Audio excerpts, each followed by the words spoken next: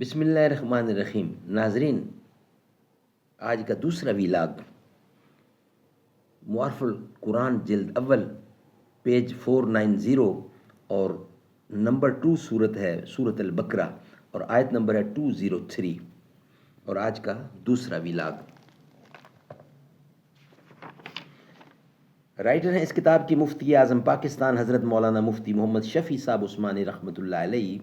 پارہ اول تا پارہ تیسرا رکوع 8واں سورۃ البقرہ سے لے کر سورۃ الفاتح سے لے کر سورۃ البقرہ جلد اول۔ نام ہے اس کتاب کا معارف القرآن۔ بسم اللہ الرحمن الرحیم۔ الحمد للہ وکفا وسلام علی عبادہ الذین اصطفیٰ۔ قال النبی صلی اللہ علیہ وسلم خیرکم من تعلم القرآن وعلمہ۔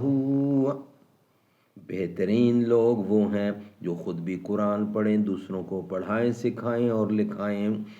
تو نے یہ کیا غضب کیا، مجھ کو بھی فاش کر دیا۔ تو نے یہ کیا غضب کیا، مجھ کو بھی فاش کر دیا۔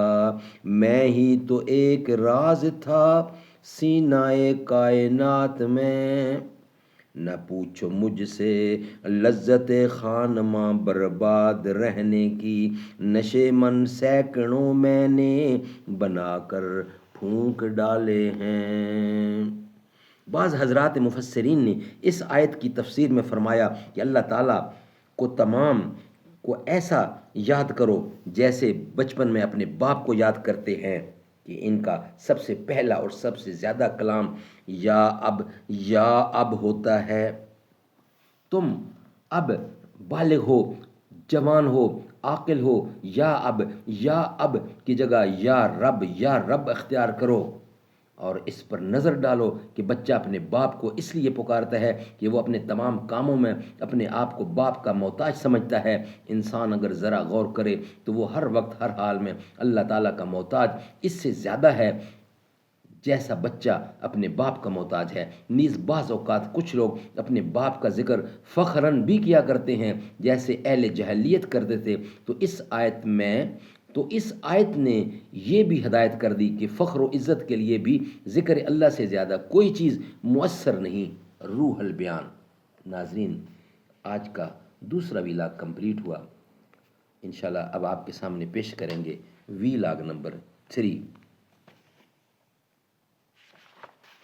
دختر مصطفیٰ سید فاطمہ، اوج صدق و صفا سید فاطمہ۔ کوئی تمثیل جن کی حیا کی نہیں، ہے وہ جان حیا سید فاطمہ۔ جس سے مبہوت ہیں ظلمتیں ہیں وہی ظلمتوں میں ضیاء سید فاطمہ۔ رب تعالیٰ نے بھیجا سلام آپ کو، زوجائے مرتضیٰ سید فاطمہ سید فاطمہ۔